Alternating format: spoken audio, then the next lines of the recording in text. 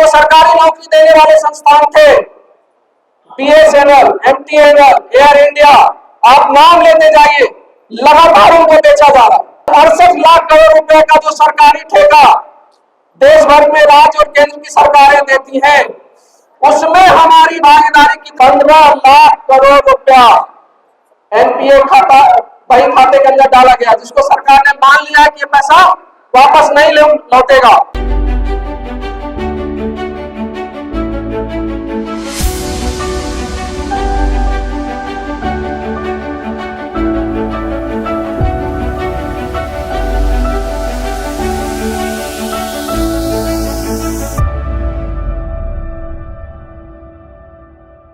$340 लाख करोड़ रुपया भारत की सरकार, केंद्र सरकार, राज्य सरकार ने मिलकर खर्च किया।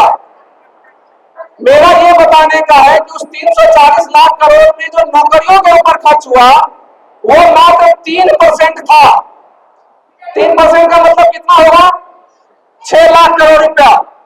6 लाख करोड़ रुपया में से 50% ही तो हम लेंगे ना। अभी तो हमें 50% रिजर्वेशन मिला हुआ है। इसका मतलब अगर बहुजन समाज के बीच 340 लाख करोड़ रुपए में से मात्र 3 लाख करोड़ रुपया उसके घर में गए, आप समझ रहे हो? केवल 3%। जो महत्वपूर्ण खर्च कहाँ हो रहा है मैं वो बताना चाहता हूं। जो दूसरा महत्वपूर्ण खर्चा होता है, जीडीपी का 20 से 22% सरकारी ठेके दिए जाते हैं, केंद्र और राज्य की सरकारें देती है। अगर आप 340 लाख करोड़ का 22% निकालोगे तो वो कुल लगभग 68 लाख करोड़ रुपया होता है। हमारा सवाल यह है, जो हमारी लड़ाई है, हम ये कहना चाहते हैं कि हमको 6 लाख करोड़ रुपया मिल रहा है, उसमें से 3 लाख करोड़ रुपया जो रिजर्व कैटेगरी के लोगों को मिल रहा है, उसकी लड़ाई के साथ साथ उस 68 लाख करोड़ रुपए का जो सरकारी ठेका देश भर में राज्य और केंद्र की सरकारें देती हैं, उसमें हमारी भागीदारी कितनी है, हम इसके ऊपर चर्चा करना चाहते हैं। आज ये महत्वपूर्ण मुद्दा हो क्या रहा है। हम लोगों ने अभी तक क्या किया है, हमने एक फोकस बना रखा, आरक्षण। हम उससे पीछे नहीं हट रहे। सरकारी नौकरियों में हमें आरक्षण चाहिए, लेकिन दूसरा एक जो महत्वपूर्ण पहलू है उसके ऊपर भी हमारा ध्यान चाहिए। सरकारें लगातार और मोदी गवर्नमेंट खास करके जब 2019 का पूरा ये जो 5 साल चला है, इन 5 सालों में केवल बेचने का काम किया।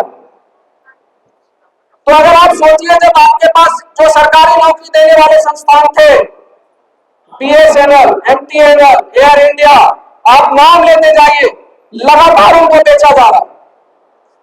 तो अगर वो बेचा जाएगा तो 3% जीडीपी का हिस्सा भी वहां पर सरकारी नौकरियों के बीच नहीं बचता। वो हमने लिखा हुआ है कि आउटसोर्सिंग, प्राइवेटाइजेशन और डिसइन्वेस्टमेंट के माध्यम से सरकारें क्या प्रयास कर रही है?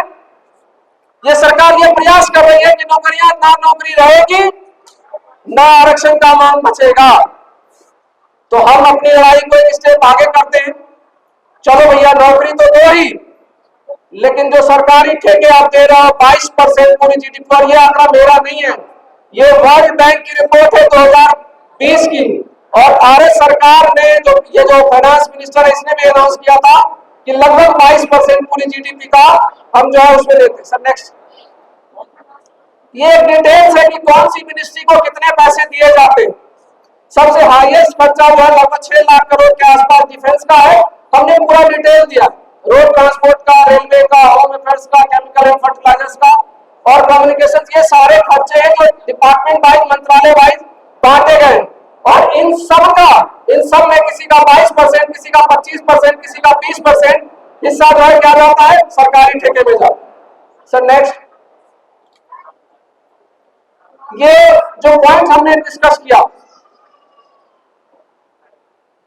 हम लोगों ने सरकारी नौकरी को माना कि वो सामाजिक न्याय है।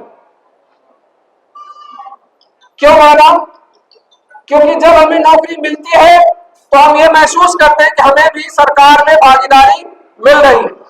जब आरक्षण के माध्यम से हमारे लोग IAS, IPS, SDM, DM doctor, engineer बन रहे हैं, तो क्या हो रहा है, हमारे सम्मान का, समाज का मानसिक उत्थान हो रहा है। लेकिन वाकई में अगर सोचा जाए तो वो लड़ाई भी हमारी क्या है, वो जीवन की लड़ाई है, लाइवलीहुड की लड़ाई। और ये मैं क्यों बताना चाहता हूं, सामाजिक लड़ाई के ऊपर हमको फोकस रखा गया, जो हमारी आर्थिक लड़ाई थी, क्योंकि जब तक हमारे घर में पैसे नहीं आएंगे भाई, हम लड़ने के लिए सक्षम नहीं हो सकते। और उसकी लड़ाई हमें लड़ने के लिए जो सेकेंड रूल्स है, देखिए, वो हमको ठेकेदारी में लेकर आना पड़ेगा। ठेकेदारी में आरक्षण की डिमांड, ठेकेदारी में भागीदारी की डिमांड हमको करनी पड़ेगी। क्या होता है ठेकेदारी को हम कैसे नहीं आ पा, मैं आपको एक आंकड़ा बता रहा हूं। भारत सरकार ने जो एमएसएमई होता है, स्मॉल एंड माइक्रो इंडस्ट्रीज, उसके अंदर एक नियम बनाया। कितनी भागीदारी है, 68 लाख करोड़ का जो मैंने आंकड़ा दिया, उस 68 लाख करोड़ में एससी एसटी ओबीसी की भागीदारी कितनी है, मैं वो बताना चाहता हूं। उसमें रूल बनाया गया है कि कुल जीडीपी का 25%, जो जितने प्रोक्योरमेंट होते हैं, जो सरकारी ठेका जाता है, लगभग उस सरकारी ठेके का 68 लाख करोड़ का 25% हिस्सा जो है माइक्रो एंड स्मॉल इंडस्ट्री से लिया जाए। और इत्तेफाक से आपको बताऊं, वहां पर सरकार ने प्रावधान किया है 4% एससी और एसटी को रिजर्वेशन है और 3% महिलाओं को रिजर्वेशन है। और ये रिजर्वेशन 2012 से दिया गया। उसके बावजूद भी आज के दिन हम लोग 0.75 है, 1% तक भी नहीं पहुंच पाए, जबकि 4% का आरक्षण दिया गया। अभी आरक्षण की सीमा पहुंचना तो छोड़िए, हम लोग 0.75 तक पहुंचे हैं।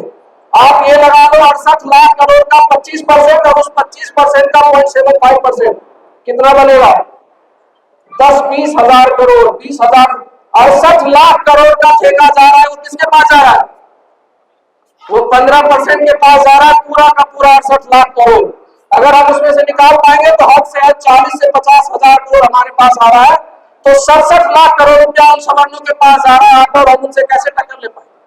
आप जरा सोच कर देखिए कैसे रोका जाता है। आप सरकारी ठेकों का जो टेंडर निकलते हैं, उनकी नोटिसेज आप में से कुछ लोग पढ़ते होंगे। उसके जो प्रावधान बनाए जाते हैं, वो प्रावधान ऐसे होते हैं कि कोई भी एससी एसटी ओबीसी समाज का व्यक्ति उसमें पार्टिसिपेट ही नहीं कर सकता।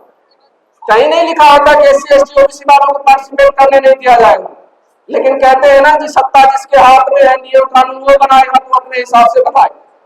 क्या करते हैं, एक शर्त लगा दी जाती है, 5 साल का एक्सपीरियंस होना चाहिए। कहां से आएगा, हमने भी, हमारी पहली पीढ़ी इस धंधे में आई है, कहां से आएगा जी।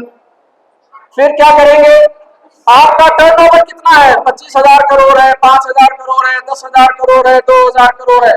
हमारे लोग जो काम कर रहे हैं वो 50 करोड़, 100 करोड़, 1,000 करोड़ तक भी नहीं पहुंच पाए, 100-500 करोड़ के बीच में काम करो। तो दूसरा क्या लगाई जाती है, बाधा टर्नओवर। तीसरी बाधा क्या लगाई जाती है, अर्नेस्ट मनी। और बैंकों के लिए खास करके होता है कि जो टीजी है, जो गारंटी, आपसे गारंटी मांगी जाएगी, आप कहां से गारंटी दो। तो ये सारी बाधाएं हमने ये बताने की कोशिश की है कि जो हमारे, हम जिस तरह के परिवार से आते हैं, हमारे परिवार में लोग क्या रहे, किसान, मजदूर, ये इनका ना तो बैंकों तक एक्सेस है, ना आप लोन ले सकते हो, और ना लोन ले सकते हो, ना ठेकेदारी में पार्टिसिपेट कर सकते हो। आप जानते हैं इस सरकार के आने के बाद ये डेटा है 15 लाख करोड़ रुपया एनपीए खाता, बही खाते के अंदर डाला गया, जिसको सरकार ने मान लिया है कि ये पैसा वापस नहीं लौटेगा। और बड़े बड़े व्यापारी मालिया लोन ले लेकर कहां है, भाग खड़े हुए। किसका पैसा है, हमने आपने सवाल ही नहीं पूछा कि वो पैसा है किसका, वो हमारा और आपका पैसा था। क्योंकि हमारे पुरखे किसान मजदूर रहे, उनको बैंक का उन्होंने रास्ता ही नहीं देखा। तो जब आप बैंक का रास्ता नहीं देखोगे, आपको लोन मिलेगा नहीं। मैं आपको एक उदाहरण देना चाहता हूं, ये जियो, सब लोग जियो यूज करते होंगे ना। जियो जब लॉन्च हुआ था 80,000 करोड़ रुपया के आसपास सरकारी बैंक से लोन लिया है इस जियो को स्थापित करने के लिए। आप और हम मांगने जाएंगे, कोई 80 रुपया लोन नहीं देगा। तो जब देगा नहीं तो भागीदारी कहां से करो? जरा उस खेल को समझिए। बैंक से लोन उठाया गया 80,000 करोड़ रुपया, आपसे हमसे हमारे आपको उसके कनेक्शन बांटे गए, कहा गया शुरू में कि आप फ्री में यूज करोगे जी, जीवन भर फ्री में यूज करते रहोगे। उस समय भी वो जो पैसा लगाया जा रहा था हमारा आपका था, लेकिन वो सुविधा हमें आपको नहीं मिलेगी। और अगर नहीं मिलेगी तो हम आप आर्थिक रूप से मजबूत नहीं हो सकते, आर्थिक रूप से संपन्न नहीं हो सकते। जो सरकारें हैं वो क्या है? सरकार में बैठी हुई जो ब्यूरोक्रेसी है और सरकार की संस्थाओं और सरकार के काम करने वाले कामों को जो जायज ठहराती है, ये मनुवादी मीडिया, जिसको मोदी मीडिया कहते हैं, जो हर बात हमारे आपके खिलाफ की गई हर साजिश को जो ठगते हैं, आपसे हमसे उल्टे सवाल पूछते हैं, हमारे आपके दर्द को आगे नहीं रखते, ये लोग हमेशा क्या है? हमारे खिलाफ है। इनमें से किसी का आपको सहारा नहीं मिलता। आश्चर्य यह है दोस्तों, ब्यूरोक्रेसी के अंदर 93 से रिजर्वेशन लागू हुआ है, खास करके ओबीसी का और SC ST का पहले से। अब हमारी आबादी वहां 50% पूरी हो गई है और हम आशा रखते हैं कि वो ब्यूरोक्रेट्स हमारे समाज का है, वो वहां पर बैठकर कुछ हमारे लिए भी नियम कानून बनाए। सर नेक्स्ट, ये जो मैंने डेटा आपको दिया था उसी का डिटेल है कि रेलवे में कैसे, हाईवे, डिफेंस में, होम में, कम्युनिकेशन, वही डिटेल्स है, वो सारे डिटेल्स नेक्स्ट पे चल रहा है। ये महत्वपूर्ण पहलू क्या है जो हम कह रहे हैं कि हमको ठेकेदारी में भागीदारी चाहिए। जब आप ये बात करने जाओगे तो लोग ये आपसे कहते हैं कि नहीं नहीं, ऐसा कोई कानून नहीं है कि ठेकेदारी में आपको भागीदारी मिले, ठेकेदारी में आपको आरक्षण मिले। देखिए, मैं ये साबित करने के लिए इसको लगाया। आप में से जो साथी संविधान पढ़ते होंगे, मैं आप उनको बता देता हूं, आर्टिकल 398 निकाल कर देख लीजिए। आर्टिकल 398 में ये व्यवस्था की गई है कि हमको हर जगह बराबरी का हक मिलेगा, इंक्लूडिंग सरकार के जितने संसाधन है, चाहे वो ठेकेदारी का हो चाहे नौकरी का हो, उसी को आधार बनाकर ये 4% का कोटा SC और ST के लिए लाया गया था। और 3% का कोटा मैंने विमेंस वाला नहीं लिखा है यहाँ पर, लेकिन 4% का कोटा SC ST के लिए दिया गया। हमारा सवाल ये है, why 4%, केवल 4% क्यों? मेरा पहला पॉइंट तो हम ये प्रूव कर पा रहे हैं कि संविधान कहीं से भी बाधा नहीं है ठेकेदारी में आरक्षण देने के लिए। अगर ऐसा रहता तो आप ये 4% भी नहीं देते। इसका मतलब संविधान अलाउ करता है ठेकेदारी में आरक्षण मिलने के लिए। सवाल केवल क्या है? आप बेईमानी कर रहे हैं। ये 4% कितना होना चाहिए?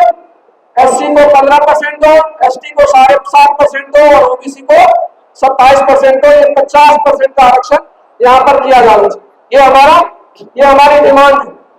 अब सवाल ये उठता है, ये आरक्षण का एक और पहलू है। भारत सरकार एक योजना लेकर आई, आप जानते हैं, make in India. Make in India में अलग तरह का आरक्षण किसके लिए है? मेक इन इंडिया में पार्टिसिपेट कौन करता है? इनके लोग करते हैं। वहां पर यह कहा गया कि कोई कंपनी जो विदेशी मल्टीनेशनल कंपनी है, अगर वो भारत में काम करना चाहती है तो उसको भारत की संस्थाओं के साथ टाई अप करना पड़ेगा, ज्वाइंट वेंचर बनाना पड़ेगा। तो ये आरक्षण नहीं है क्या? अपने लिए तो तय कर लेते हो, हम भी डिमांड कर रहे हैं कि हमारे लिए भी ज्वाइंट वेंचर करो ना। जो हम ये डिमांड कर रहे हैं कि ये जो ठेकेदारी हो रही है, चूंकि डोमेस्टिक कंपनीज के लिए आप नियम बना रहे हो, तो उस आरक्षण के अंतर्गत हमारे आरक्षण की व्यवस्था करो। सर नेक्स्ट कर लीजिए। ये डिटेल्स वही है कि जो संस्थाएं हैं, CMD, डायरेक्टर, HOD, मिनिस्ट्रीज, जितने लोग पॉलिसी मेकर्स हैं, दुर्भाग्य से all are from upper caste. ये आपके साथ खड़े नहीं होंगे, आपके लिए कानून नहीं बनाएंगे। और जो SC, ST और OBC है, बहुसंख्यक समाज है, उनकी उस कानून बनाने में कोई भागीदारी नहीं है। और हमारी प्रॉब्लम क्या है कि ना तो हमारे पास फाइनेंसेस है, ना तो इस फाइनेंशियल नहीं है तो आप फीड नहीं कर सकते हो, आपके पास टेक्निकल जानकारी नहीं है।